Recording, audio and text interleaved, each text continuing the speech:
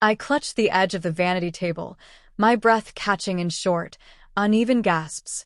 The woman staring back at me from the mirror had soft, shoulder-length auburn waves framing a face with delicately arched brows, smoky eyes that sparkled with unexpected warmth, and lips painted a subtle rose that softened every angle I once hated in my own reflection. The navy pencil dress, with its modest boat neckline and knee-length hem, hugged a silhouette shaped by careful padding and posture I'd practiced for hours. I raised a manicured hand to touch my cheek, half expecting the illusion to shatter. It didn't. I couldn't recognize myself anymore, and the realization sent a wave of terror and strange exhilaration through me. It had started innocently enough, or at least that's what I told myself 2 weeks earlier. My name is Alex, 25 years old, a freelance graphic designer scraping by in a cramped apartment on the edge of Portland. Life felt like a loop of missed deadlines, lukewarm coffee, and the quiet weight of my mother's weekly calls reminding me I needed to find stability, like your father did before he left. I was the reliable son, the one who showed up for holidays and pretended everything was fine. Then Emily called. "Alex, I'm desperate," my older sister said, her voice tight over the speakerphone as I sketched logos at my desk. "The interview with Luminous Style is in 10 days. They want a live demonstration of transformative styling, something bold, before and after that shows real skill. My last model bailed because of food poisoning. Please. It's just one session. I'll pay you back with a signing bonus." Emily was a talented stylist who'd lost her salon job 6 months ago when the owner retired. She'd been crashing on friends' couches, pouring savings into building an online portfolio. I owed her. Years ago, when our parents split, she'd been the one who stayed up late helping me with school projects while mom worked doubles. "I'm not exactly model material, I replied, rubbing my stubbled jaw. "You need someone who can pull off the look, not your scruffy brother." "You're perfect," she insisted. "Natural canvas. Sharp features that soften beautifully. One afternoon. No one will know it's you. Think of it as helping family. Mom's been stressed about bills too." That word, family, hit the pressure point. I sighed. Fine. One session. But nothing public. The first step was shopping.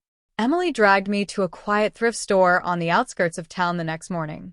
Fluorescent lights buzzed overhead as she held up dresses against my chest in the narrow aisles. "Try this one," she said, pushing a simple black sheath dress into my arms. "And these flats to start. We'll work up to heels." I stood frozen in the fitting room, the fabric cool and slippery against my skin. My heart hammered as I zipped it up, the material clinging in unfamiliar places. When I stepped out, Emily's eyes widened. "See? Shoulders back, chin slightly up. You already look elegant." "I feel ridiculous," I muttered, tugging at the hem. "What if someone from work sees?" "No one's here. Now walk to the mirror." Slowly. My steps were awkward, like a newborn deer. Emily adjusted my posture, demonstrating a gentle sway. "It's not about pretending to be someone else yet. It's about letting the clothes guide you." We bought 3 outfits that day, plus basic undergarments and tights. The cashier, a bored college kid, barely glanced up. Small victories. Back at her borrowed apartment, the real work began. Emily cleared her living room, setting up lights and a ring light for practice photos. She started with hair. My own brown mop was trimmed and layered, then fitted with a high-quality wig she'd sourced from a friend. The auburn shade warmed my complexion. "Hold still," she said, pinning it securely. "Tell me what you're thinking." "I'm thinking I must have lost a bet in a past life," I grumbled. But as she stepped back, curiosity flickered. The face in the mirror looked softer already. Day 3 brought makeup lessons. Emily laid out palettes, brushes, and primers like surgical tools. "Less is more for daytime, but we'll build drama for the demo." She showed me how to blend foundation, contour my jawline to create softer curves, and apply mascara without stabbing myself. "You're good at this," I admitted after the 3rd attempt at eyeliner, my hand steadier. She smiled, a rare genuine one. "You're a quick study. Most guys I've worked with on theater stuff freak out by now. What's going through your head?" Part of me wants to scrub it off and forget this. The other part wonders what it would feel like to walk outside like this and not care. The confession slipped out, surprising us both. Emily squeezed my shoulder. That's the point, Alex. Or should I say, Alexa for practice? Growth happens in the uncomfortable spaces. Over the following days, the transformation deepened. We practiced outfits. The navy dress for the interview look, a flowing midi skirt with a silk blouse for movement, even a casual jeans and sweater combo that still read feminine with the right accessories. Emily taught me to sit, stand, and gesture with open palms. We rehearsed conversations in character. One evening after a long session, my phone rang. Mom. I answered in a panic, still half made up, but with the wig off. Hi, sweetie. How's the job hunt? She asked. Slow, Mom. But I'm helping Emily with the project. It's creative. My voice stayed even, but my free hand twisted the hem of my t-shirt. She mentioned that. Just don't let her drag you into anything flaky. You've always been my steady one. The guilt nod. I know. Love you. Hanging up, I stared at the scattered makeup. Steady Alex felt further away each day. Jake, my best friend since college, stopped by unannounced on day 6. I was in the black dress and low heels, practicing walking while Emily filmed. He froze in the doorway. Whoa. Alex? Is that you? Emily laughed. Told you it was convincing. Jake circled me slowly. Dude, you look good. Like really put together. How does it feel? Like I'm wearing someone else's skin, I said, cheeks burning under the foundation. But it's not as bad as I thought. Don't tell anyone. Your secret's safe. Honestly, it suits you more than those baggy hoodies you live in. He grinned. If this gets you out of your shell, I'm all for it. Remember that time you hid during the office party? This version would have owned the room. His words lingered. Jake's easy acceptance chipped at my resistance. The challenges mounted. Emily insisted on a public test run at a quiet park. Dressed in the midi skirt, blouse, and a light cardigan, with sunglasses and a scarf, I stepped outside. Every breeze felt exposing. A jogger smiled and nodded politely. An older woman complimented my lovely posture. No one suspected. The thrill mixed with dread. Freedom tasted sharp. At home, doubts flooded in. Sitting on the couch in sweats later, I confided in Emily. What if this changes how people see me forever? What if I can't go back? She set down her coffee. Change isn't the enemy, Alex. I've watched you shrink for years, trying to fit what Dad wanted, what Mom expects. This isn't hiding. It's expanding. You're still you, maybe more of you. Her words hit deep.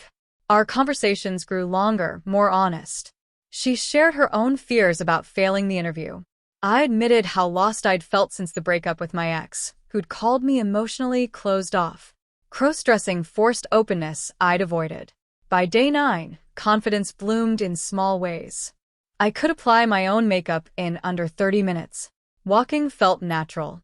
The mirror no longer shocked me. It intrigued. But suspense built around the interview. Emily's portfolio video needed final shots, and rumors swirled that Lumina editors sometimes attended rehearsals. The night before the big day, Mom called again. Emily said the project is going well. I'm proud of you both.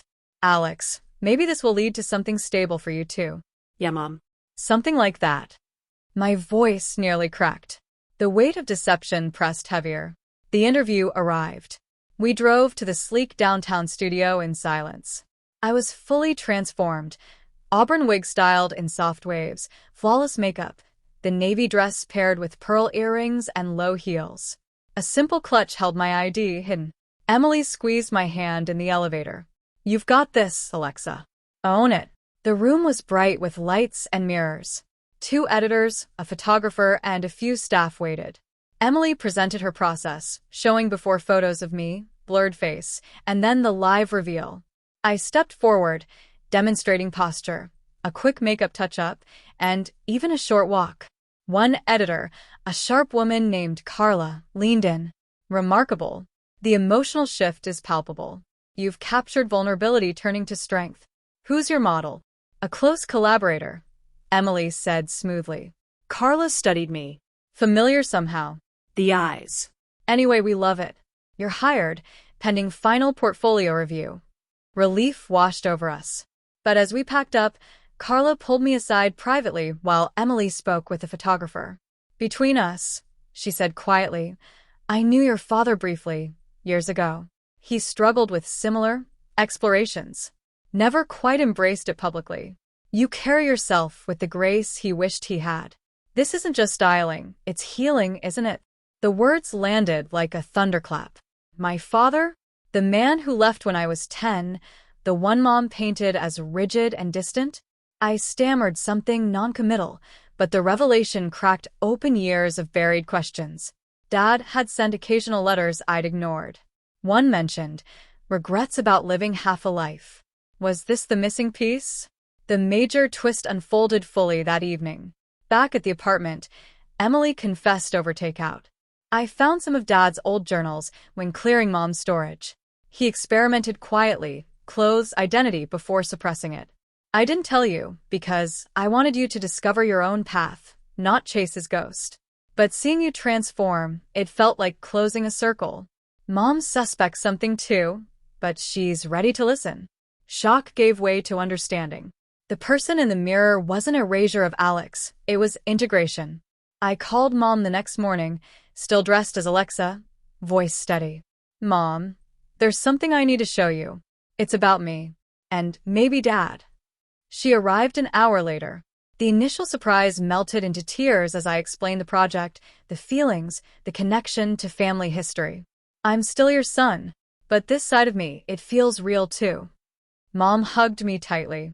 "I always sensed you carried more than you showed. Your father's leaving broke us, but maybe he was running from himself. I'm glad you're not. We'll figure it out together." In the weeks that followed, life shifted profoundly. Emily got the job and moved into her own place. I embraced freelance gigs with renewed energy, incorporating design work for fashion clients.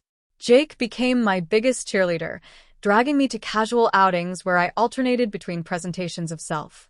Confidence wasn't about the clothes anymore, it was the permission to explore.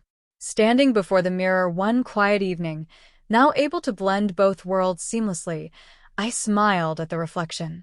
The person there was multifaceted, creative, empathetic, unafraid. Family dinners grew warmer, conversations deeper. Social pressures eased as I defined my own expectations. I couldn't recognize the old, constricted version of myself anymore. In its place stood someone whole, shaped by courage I never knew I possessed. The transformation hadn't changed who I was. It revealed who I could become. And for the first time, that felt like home.